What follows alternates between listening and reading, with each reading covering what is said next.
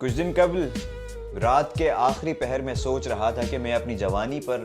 ایک کتاب لکھوں گا اور اپنی تنہائی کو اس کا عنوان بناؤں گا، اپنی کاٹی ہوئی راتوں کا اس میں ذکر فرماؤں گا، بدلتی کروٹوں کے راگ سلجھاؤں گا۔ لوگ تو بہت تھے، دوست بھی بہت تھے، اور کہنے کو تو سب کے پاس جذبات بھی بہت تھے اور آسرے کی حد تک الفاظ بھی بہت تھے۔ میں اس کتاب میں اپنی بے بسی کا مضمون سجاؤں گا، میں اس کتاب کے پنوں کو ہی اپنے دل کا حال سناؤں گا۔ میں بتاؤں گا کہ بھری جوانی کس طرح میرے یقین کو رلایا گیا، سرے بازار میری معصومیت کا مذاق اڑایا گیا، جس کا جو دل چاہا مجھے ویسا سجایا گیا، اور جب میں نے خود کو مخاطب کیا تو مجھ پر حق جتایا گیا۔ افسوس،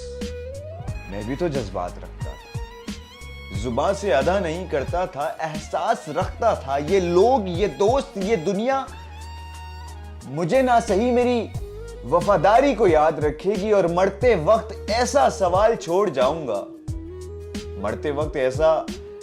سوال چھوڑ جاؤں گا، شاید تب یہ میرے وجود کا لاج رکھے گی، شاید تب یہ میرے وجود کا لاج رکھے گی۔